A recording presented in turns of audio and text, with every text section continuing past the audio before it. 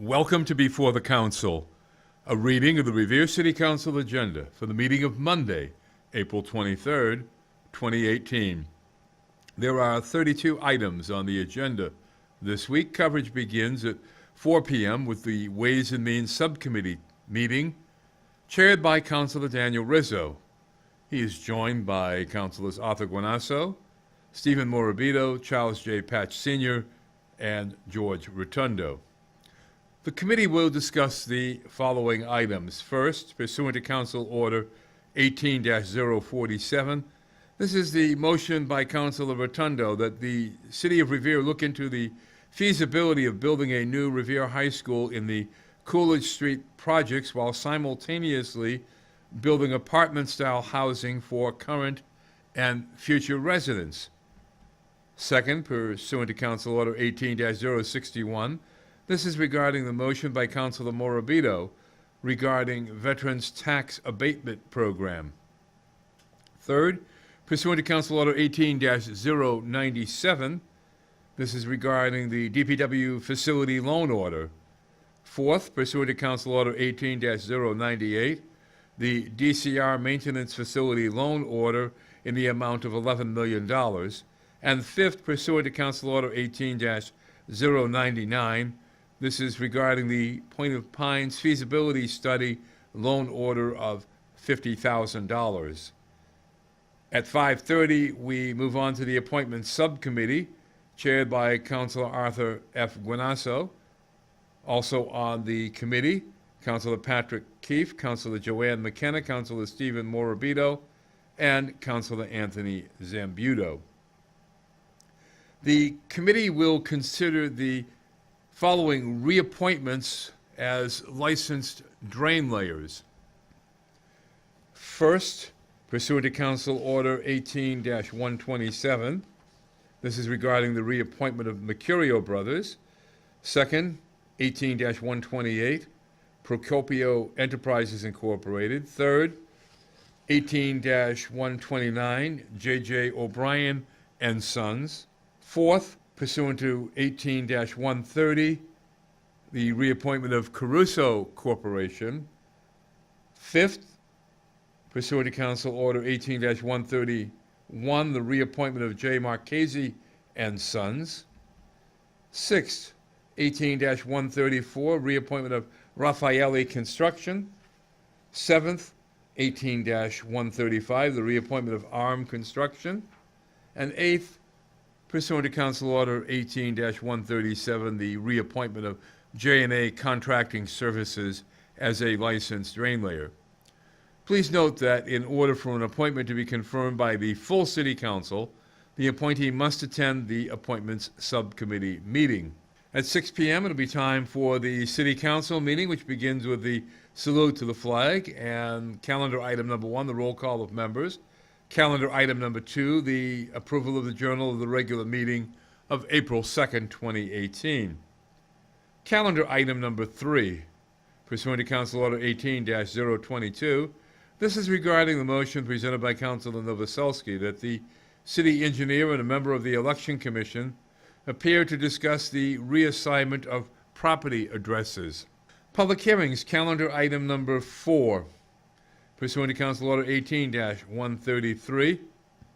This is regarding the hearing called as ordered on an ordinance amending the water and sewer ordinances of the City of Revere. And now the Ways and Means Subcommittee report. Calendar item number 5. Pursuant to Council Order 18-047. This is regarding the motion presented by Councilor Rotundo that the City of Revere look into the feasibility of building a new Revere High School in the Coolidge Street projects while simultaneously building apartment-style housing for current and future residents. Calendar item number 6, also under the Ways and Means Subcommittee report, pursuant to Council Order 18-061. This is regarding the motion presented by Councilor Morabito that the City Council accept Section 5N of Chapter 59 of the General Laws. Further, that the mayor, with the approval of the council, establish a tax abatement program to allow veterans, as defined in Clause 43rd of Section 7 of Chapter 4, or a spouse of a veteran in the case where the veteran is deceased or has a service-connected disability, to volunteer to provide services to that city or town.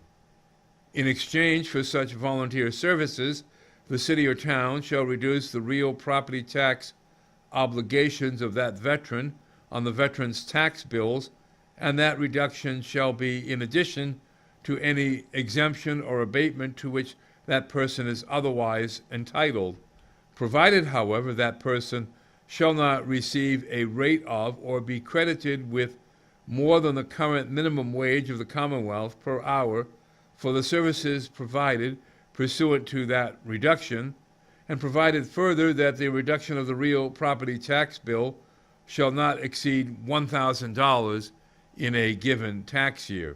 Calendar item number 7, pursuant to Council Order 18-096.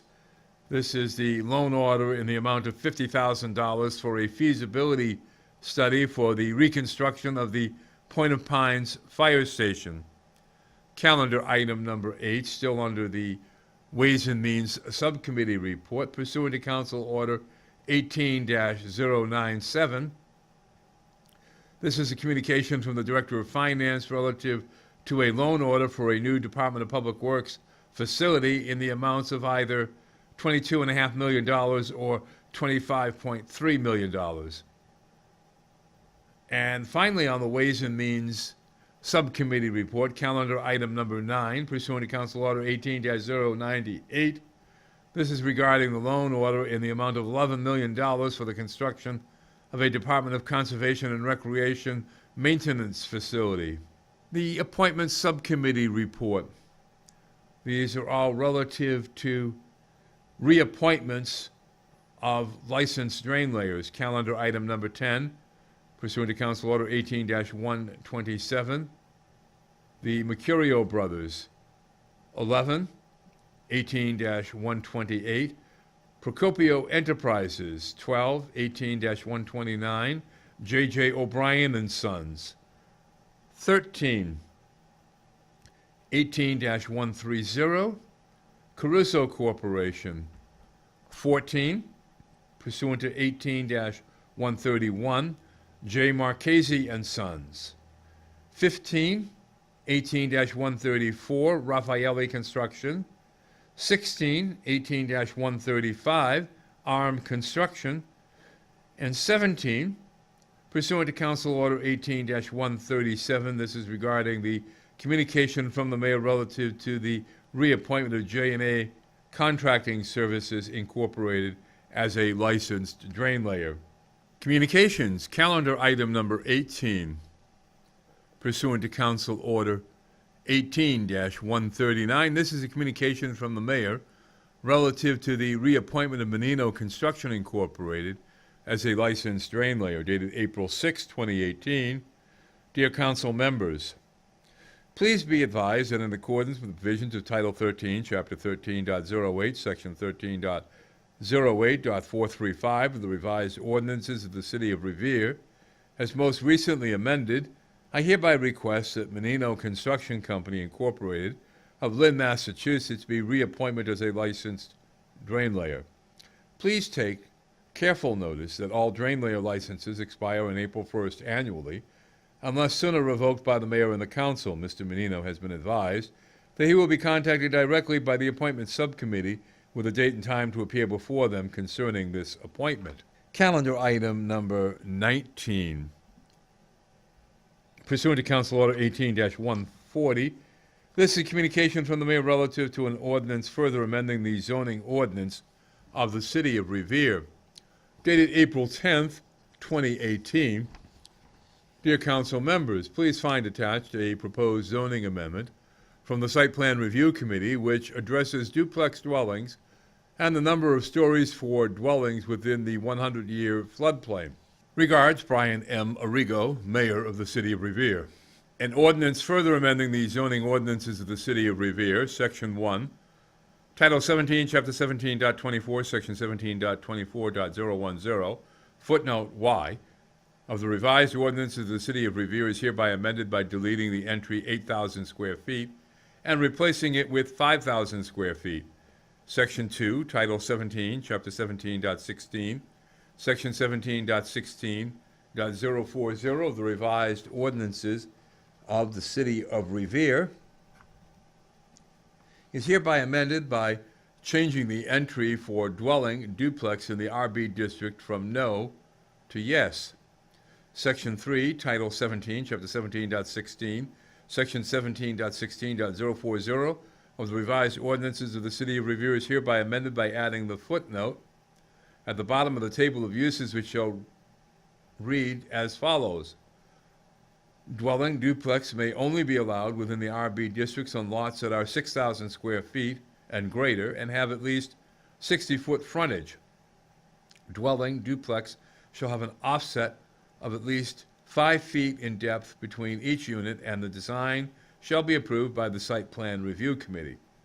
Section 4, Title 17, Chapter 17.24, Section 17.24.040 of the revised ordinances of the City of Revere is hereby amended by deleting the entry 50 feet in the first sentence and replacing it with 60 feet. Section 5, Title 17, Chapter 17.24, Section 17.24.010 of the revised zoning ordinances of the City of Revere is hereby amended by adding the footnote Z under the maximum stories in the RA and RB districts. Z, all dwellings within the RA and RB districts which are located within the FEMA 100-year floodplain will be allowed 3 stories only if the first story is a garage. Calendar item number 20. Pursuant to Council Order 18-141, this is a communication from Ms. Christine Thomas, RBP Hotel LLC, 245 Revere Beach Parkway, requesting a modification of Planned Urban Development 16-01 relative to the hotel as follows: 132 rooms to 160 rooms, parking ratio reduction from 0.5 to 0.38, and reduction in the in-front yard setback from 20 feet to 12 feet 4 inches, dated April 19th, 2018. Dear Revere City Councilors, RBP Hotel LLC is currently permitted to develop a 134-room extended stay hotel as part of the redevelopment of the former Shaw's site located at 205 Revere Beach Parkway pursuant to a special permit for a planned urban development, PUD, approved by the City Council in September of 2016. The hotel parcel has since been subdivided from the residential component of the project, which is being developed by Gate Residential, and the hotel address is now designated as 245 Revere Beach Parkway.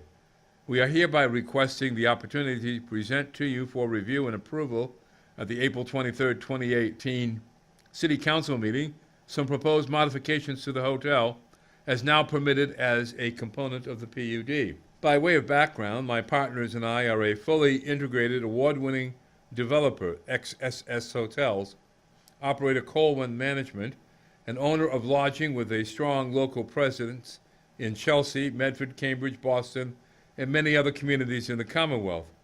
Partnering with Marriott, Intercontinental Hotels Group, IHG, and Hilton, we are involved in the development of emerging prototypes and concepts for these leading worldwide franchisors. In this role, we are actively engaged in the rollout of dual brand hotels, that is, 2 separate hotel brands with different features that share the same public space. In collaboration with Intercontinental Hotels Group, we have formed a collaboration to proceed with a prototype of this concept here in Revere. To accomplish this, we propose to reduce the permitted 134-room extended stay hotel to 80 rooms and construct a second 80-room hotel for guests not requiring expanded space and kitchen amenities. This will create a dual-branded campus of 160 rooms in total, which is the total number of guest rooms necessary to provide the minimum room count for each hotel brand in an IHG 2-hotel concept. The ground floor of the project will remain the same, as the 2 hotels will share public space, and the upper floors will extend westward by only 21 feet 8 inches over open parking, which will appropriately be screened from public view. In order to implement this dynamic change to a two-hotel campus, which substantially improves the long-term viability of the project, we are seeking a reduction in the parking ratio approved for the first hotel as part of the PUD from 0.5 to 0.438 and to reduce the front yard setback from 20 feet to 12 feet 4 inches for the building extension, as initially approved for the hotel as part of the PUD. Although improved parking circulation allows us to increase our existing parking count by 4 spaces, the irregular, narrow, triangular shape of the site created by Sales Creek and DEP permit requirements pertaining to setbacks from the creek that did not generally affect the zoning district restrict the opportunity to create additional parking, and therefore zoning relief is required. Be assured that as operators of transit-oriented hotels regionally, we would not seek parking relief that would adversely affect our customers or our business, and we believe that the available parking would be more than sufficient to meet their needs. Our transit-oriented hotels elsewhere in the area routinely run occupancies of over 90%, and in the case of the Town Place Suites in Chelsea, which provides airport van service, and the Fairfield Inn and Suites in Cambridge, which has MBTA access, parking ratios of 0.46 and 0.45 respectively have proved more than adequate. This tandem hotel will have both airport van and MBTA accessibility, which provides assurance that the proposed parking ratio of 0.44 will be more than adequate for our guests and should be acceptable to the city. The same site limitations created by Sales Creek, as well as DEP permitting requirements, necessitate front setback relief to 12 feet 4 inches. A 12 feet 4 inches setback is also necessary to be physically consistent and visually appropriate with the balance of the PUD and to work seamlessly with the planned pedestrian walkway. While increasing the total room count by 28, the new two-hotel reduces by 54 the number of extended stay hotel rooms, which is responsive to the concerns expressed by some about the number of these larger rooms. It also maintains all of the benefits to the public good associated with the originally approved projects, such as drainage, open space, safer access to the site, and building the commercial base of the city of Revere. Additionally, the hotel modification will generate more than $100,000 in Community Investment Trust Fund contributions, that is CIT, and will increase the real estate and rooms and meals tax income to the city. It will also provide additional perimeter fencing as requested by the Ward Councilor Novoselsky and as desired by the residential neighborhood immediately to the north of the site, thereby securing a wooded area long used for illegal dumping. In sum, we would respectfully request City Council review and approval of what we believe to be relatively minor modifications that are consistent with the intent and purpose of the PUD and zoning ordinances. We thank you for your consideration in this matter and look forward to discussing any questions that you may have with regards to this exciting project enhancement at the April 23rd City Council meeting. Sincerely, Christine Thomas. Calendar item number 21. Pursuant to Council Order 18-142, this is a communication from the mayor relative to departmental revolving funds. Dated April 19th, 2018, dear council members.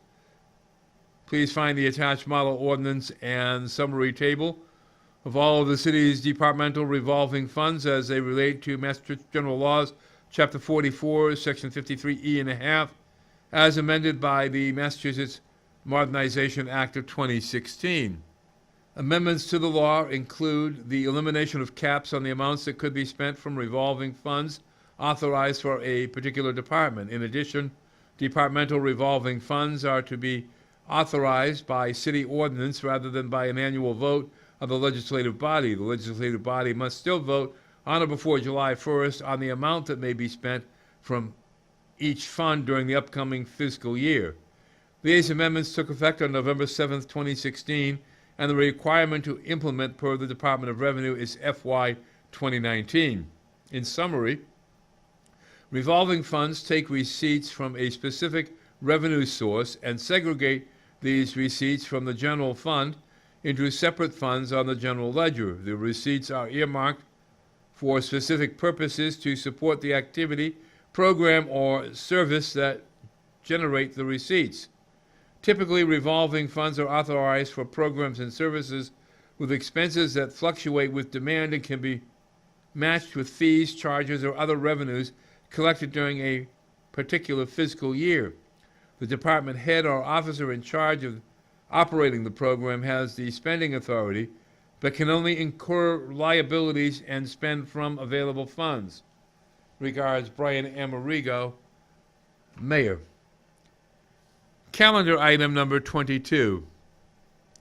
Pursuant to Council Order 18-143, this is a communication from the Director of Finance relative to the parity ordinance change for Schedule J. Dated April 19th, 2018, dear City Councilors. As you know, there are a handful of municipal employees not covered by collective bargaining agreements. Generally, as a matter of equity, these employees are offered percentage salary adjustments equivalent to those negotiated with the unions. To accomplish this goal for the period of FY16 through FY18, a new salary ordinance is required. The ordinance will reflect percentage salary increases as follows: 1% on July 1st, 2015, 2% on July 1st, 2016, and 3% on July 1st, 2017. This will also include a one-time $500 payment to be included in the base amounts as of July 1st, 2017, before the percentage increase is calculated. These are the same salary increases offered to all union employees in Unit A and Unit B. The City Council has already appropriated sufficient funds to cover these salary adjustments. I respectfully request that the City Council schedule a public hearing on this ordinance amendment. Very truly yours, George M. Anzoni, Director of Finance for the City of Revere. Calendar item number 23. Pursuant to Council Order 18-144, this is a communication from the Director of Finance relative to the Unit A Memorandum of Agreement dated April 19th, 2018. Dear City Councilors, this letter is to notify the City Council that a contract settlement has been reached with Unit A municipal employees. The terms are as follows. For the period FY16 through FY18, 1% on July 1st, 2015, 2% on July 1st, 2016, and 3% on July 1st, 2017. This will also include a one-time $500 payment to be included in the base amount as of July 1st, 2017, before the percentage increase is calculated. The City Council has already appropriated sufficient funds in the reserve account to cover these salary adjustments. Very truly yours, George M. Anzoni, Director of Finance. Motions, calendar item number 24. Pursuant to Council Order 18-145, this is a motion presented by Councilor Rotundo that the Mayor requests the Director of the Revere Housing Authority to appear before the City Council regarding Section 8 and the current status and condition of the properties within its portfolio. Calendar item number 25. Pursuant to Council Order 18-146, this is a motion presented by Councilor Guanasso that the Mayor include the entire length of Rumney Road on the capital improvement plan for repaving. Calendar item number 26, pursuant to Council Order 18-147, this is a motion presented by Councilor Keefe that the Mayor requests the Board of Health to partner with regional agencies to inspect, inform, and educate local businesses in regards to the laws on selling tobacco products and vape devices and/or oil cartridges and refills to minors. Calendar item number 27. Pursuant to Council Order 18-148, this is a motion presented by Councilor Powers that the Mayor requests Clear Channel to repair and/or replace the gate on the southbound side of Route 1A at Clear Channel's billboard location between Oak Island and Revere Street. If left unabated, this could become a potential dumping site. Calendar item number 28.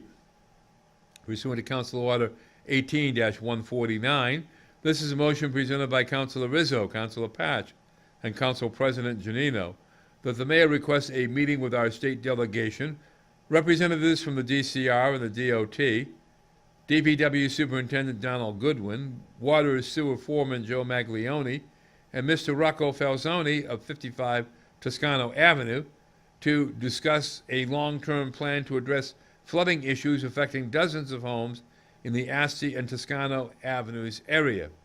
This meeting should include a walkthrough in the impacted area. Calendar item number 29. Pursuant to Council Order 18-150, this is a motion presented by Councilor Rizzo that the mayor respond to the following council orders. 18-006, an accounting of outside legal counsel fees from January 2016 to the present. This motion was submitted on January 8th, 2018. 18-027, cable provider updates, including Comcast's existing contract and RCN plans for implementation. This motion was submitted on January 22nd, 2018. 18-065, school safety discussion with City Council. This motion was submitted on February 26, 2018. 18-053, fire department staffing and equipment updates. This motion was submitted on February 26, 2018. 18-040, flooding problems on Sagamore Street. This motion was submitted on February 26, 2018. And Council Order 18-028, tornado repairs and updates on air quality. This motion was submitted on January 22nd, 2018. It has always been the practice for prior administration to provide information to city councilors in a timely fashion. I'm requesting these motions be addressed within 7 days. Calendar item number 30. Pursuant to Council Order 18-151, this is a motion presented by Councilor Morabito, Council Vice President McKenna, Councilor Keith, and Councilor Zambuto, that the mayor implement a commemorative bench program. Revenue from this program will be used for maintenance of benches throughout the city. Calendar item number 31, pursuant to Council Order 18-152.